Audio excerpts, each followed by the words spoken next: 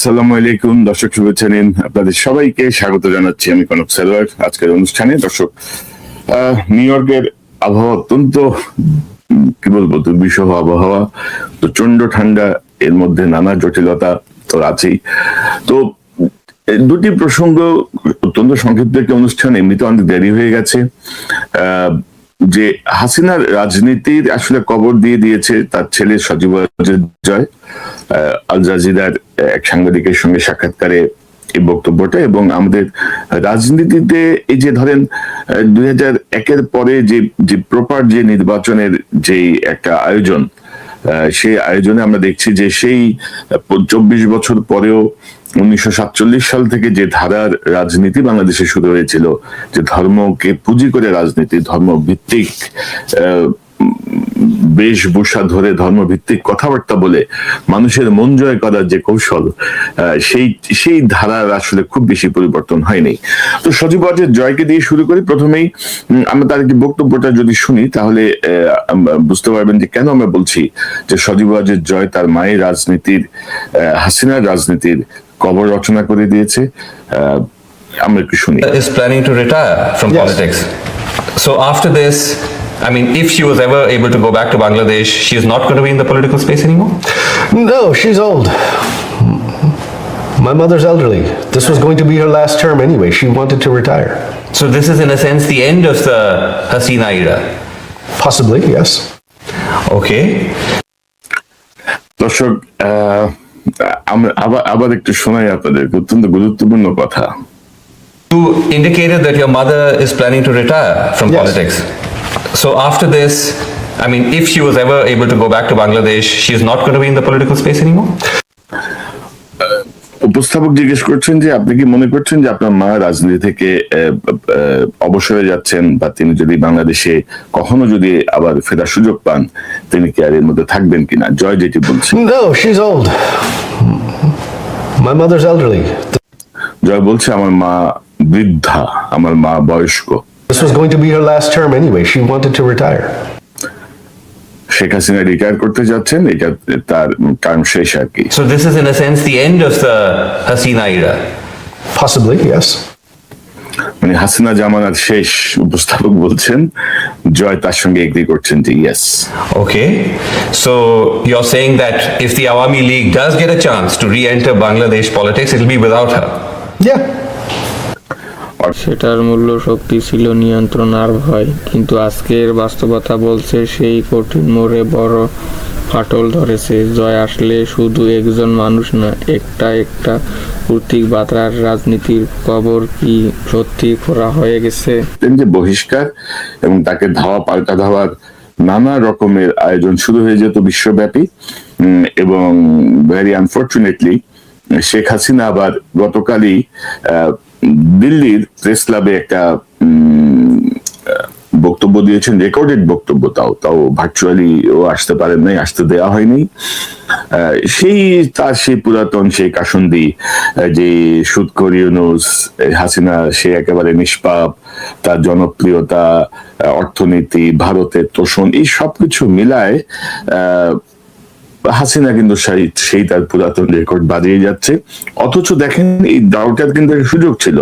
হাসিনা যদি মাফ চাইতো, হাসিনা যদি বলতো যে আমি সকল দায়িত্ব নিয়ে সরে গেলাম, আমি নতুন নেতৃত্ব দিলাম, আমার দলের এরা এই কাজগুলা করছে, এরা টাকা লুট করছে, আমি নিজে দায়িত্ব নিয়ে টাকাগুলা রাষ্ট্রীয় কোষাগারে ফেরতের ব্যবস্থা করে দিচ্ছি, আমি সবকিছু করছি, সেটি না করে হাসিনা, আপনারা দেখছেন যে গত 16-17 মাস ধরে হাসিনা অব্যাহত ভাবে কিন্তু হুমকি দিয়ে গেছে, ধমক দিয়ে গেছে, এরে কাটে ফেলবে, এরে মারে ফেলবে, এর ঘর জ্বালাই দেবে, এর হাত কাটে ফেলবে, কারে ফাঁসি দিছে, আরো ফাঁসি দিব।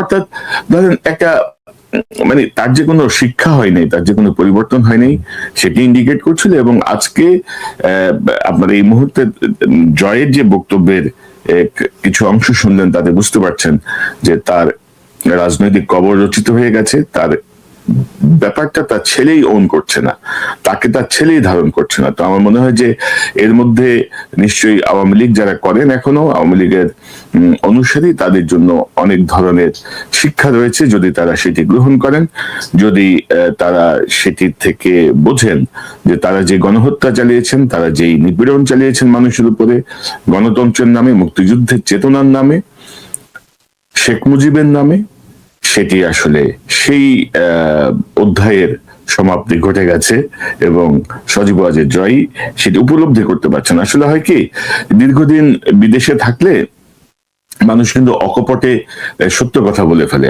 আপনি ধরেন দীর্ঘদিন যারা বিদেশে থাকে তারা চাইলেও কিন্তু মিথ্যা বলাটা একটু কঠিন হয়ে যায়, কারণ মানে বিদেশি জীবন, বিশেষ করে পশ্চিমা পৃথিবীর হচ্ছে সত্যের উপরে নির্ভরশীল। আপনি সত্য বলবেন, আপনার অপরাধ কম। আপনি যদি সত্য স্বীকার করেন, আপনি যদি ভুল স্বীকার করেন, দায় স্বীকার করেন, সেক্ষেত্রে আপনার মধ্যে যে মানসিকতা গড়ে ওঠে, আমি সজীব ওয়াজেদ জয়ের বক্তব্যে তার একটা রিফ্লেকশন দেখতে পাচ্ছি। তো এখন আসেন দ্বিতীয় প্রসঙ্গে। দ্বিতীয় প্রসঙ্গটা হচ্ছে যেটি বলছিলাম যে 1947 থেকে আমাদের এখানে ধর্মের ব্যবহার খুবই মারাত্মক, এবং ধরেন বিশেষ করে নির্বাচনের সময় সবাই মাথায় টুপি লাগায়, মহিলারা ঘোমটা দেয়, আল্লাহ রসুলের নাম নানা রকম ভাবে আসলে নানা রকম ভাষণে এটি শুরু হয়। এবং এবারের ভোটের প্রচারণায় জামাত অনেক আগে থেকেই শুরু করে, এবং জামাতে ইসলামীর কিছু কিছু বক্তব্য আমরা দেখেছি যে জামাতে ইসলামীকে ভোট দিলে সে বেহেশতে যাবে, বেহেশতের টিকিট তারা বিক্রি করছেন। তারা বলছেন যে মানে জামাতে একমাত্র দল, ইসলামিক দল, তারা ভোট দিলে দুনিয়া এবং আখিরাত দুই জায়গাতেই কল্যাণ হবে। এবং মানে একটা অদ্ভুত একটা, মানে আমি একটা শব্দ ব্যবহার করেছি, দেখবেন যে কি একটা অবস্থা, অর্থাৎ যে কি যে একটা জটিল অবস্থা।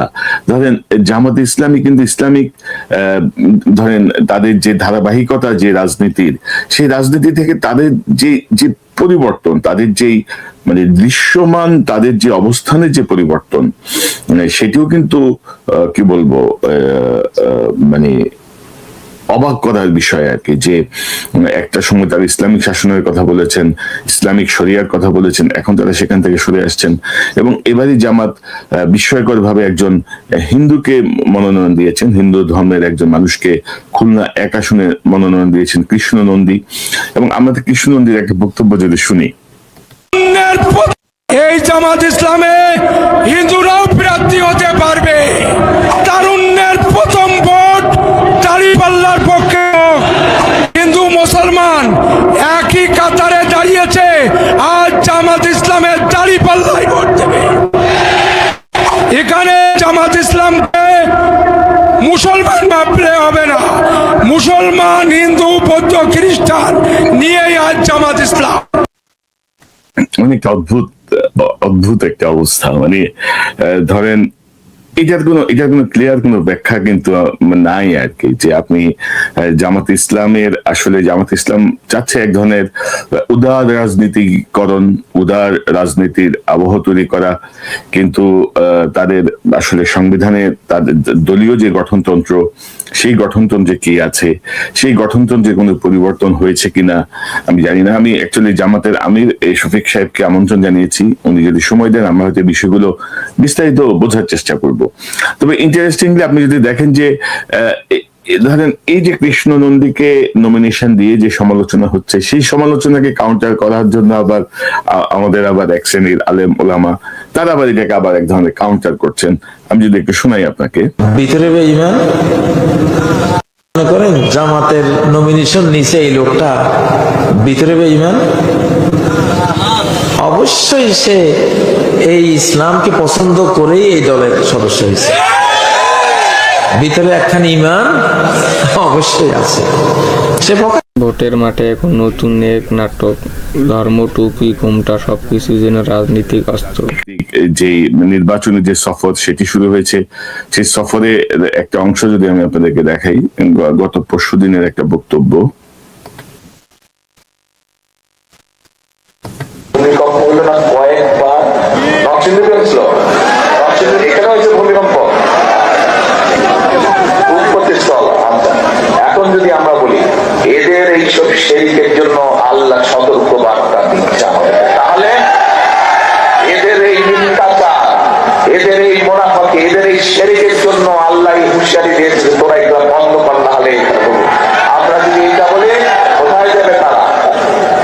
আসুন এই শেরেকিদের হাত থেকে, এই মোনাফিকদের হাত থেকে, এই ধোঁকাবাজদের হাত থেকে এই দেশকে, এই দেশের মানুষকে রক্ষা করতে হবে। অর্থাৎ বিএনপিও ধর্মভিত্তিক যে বিষয়টা তার কাউন্টারে তার বক্তব্য নিয়ে আসছে। বিএনপিও বোঝাতে যাচ্ছে যে মানে কি বলবো, সবারই একই অবস্থা আর কি, মানে ধর্মটা গুরুত্বপূর্ণ হয়ে উঠছে রাজনৈতিক প্রচারণায়।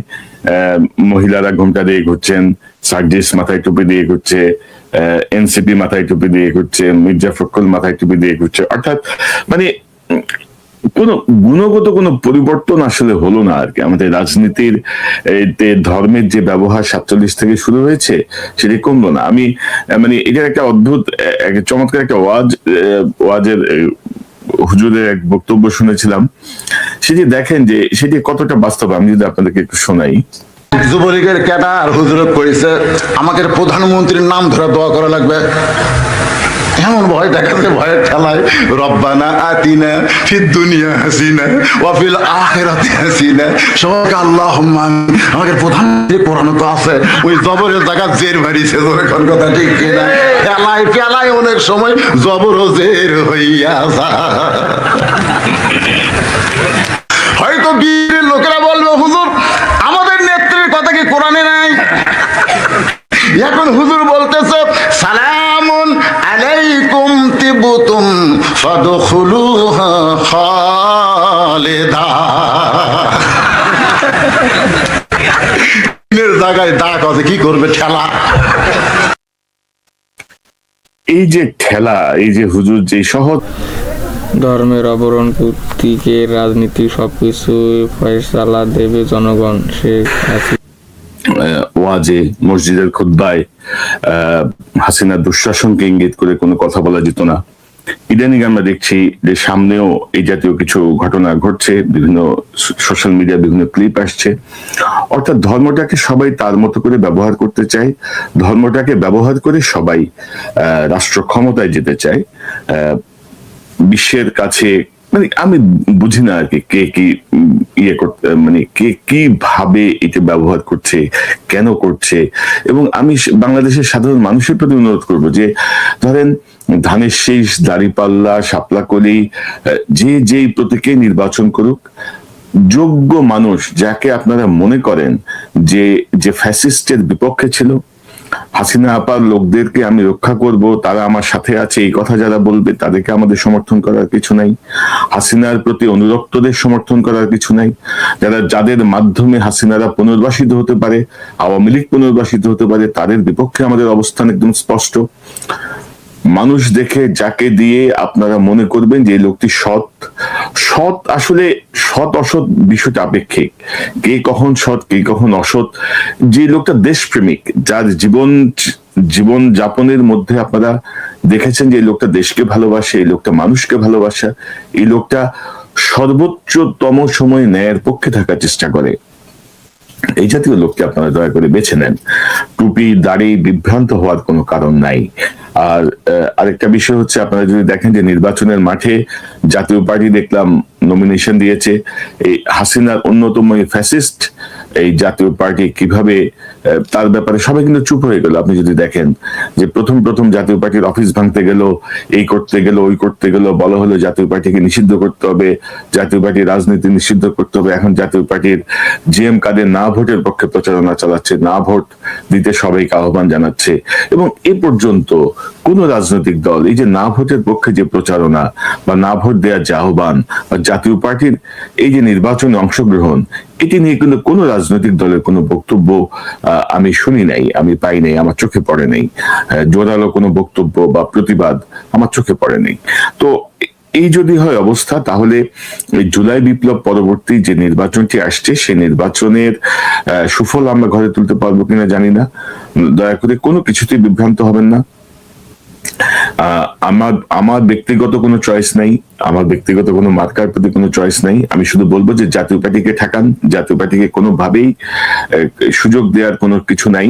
এগুলো 16টা বছর হাসিনার ফ্যাসিজমকে শক্তিশালী করে বাংলাদেশের মানুষকে গুম খুন হত্যা শিকার করেছে।